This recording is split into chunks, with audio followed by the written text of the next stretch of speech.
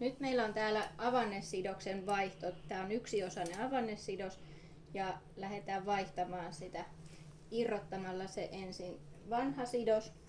Otetaan liiman irrotussuihketta ja aloitetaan täältä yläreunasta varovasti irrottelemaan. Tuetaan vähän kädellä sitä.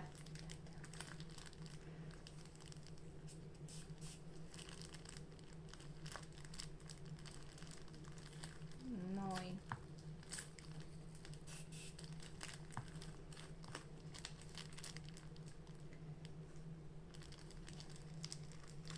Tuolta heitetään roskiin vanha sidos. Putsataan avanteen ympäriltä veteen kostutetulla paperilla, ei paperia tai mitään pyyhettä, missä on öljyä tai rasvaa.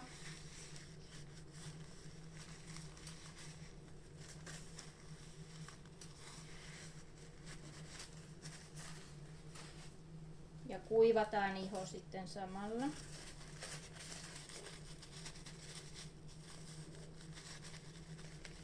Ja varovasti avannen nuppua voi vähäsen pyyhkäistä.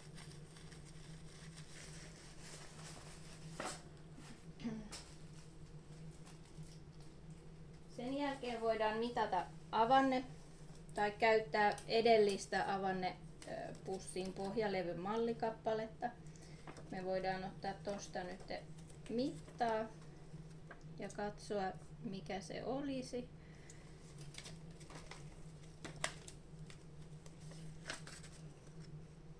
Se sopii tuohon ja mieluiten sidoksen täytyy olla tiiviisti avanteen ympärillä, mutta ei niin, että se puristaa sitä liikaa. Piirretään avannesidoksen pohjaan toi mittamäärä, mikä oli tuossa mitassa. Se oli toi 30 milliä. Ja meillä on täällä sidoksessa valmiit numerot, niin voimme tuosta tehdä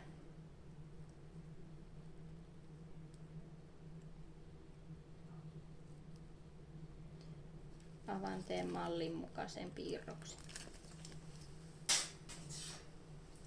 Sen jälkeen, kun on yksiosainen sidos kyseessä, niin vedetään tätä pussia vähän irti tuosta pohjalevystä, ettei tehdä siihen reikää.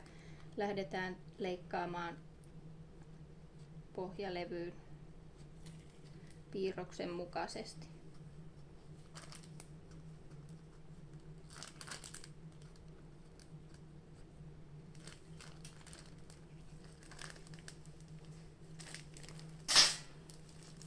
Tasoitellaan vähän reunoja, ettei siellä jää teräviä kulmia.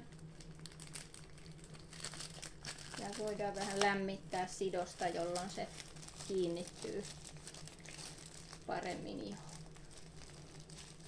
Tämän jälkeen irrotetaan pohjalevyn taustakappale.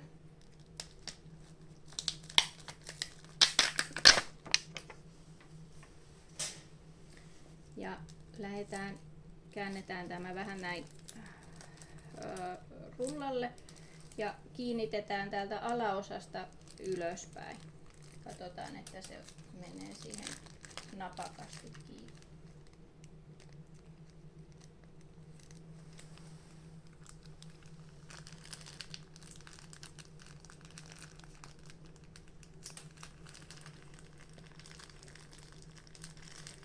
Ja painellaan täältä tiiviisti. Alta myös.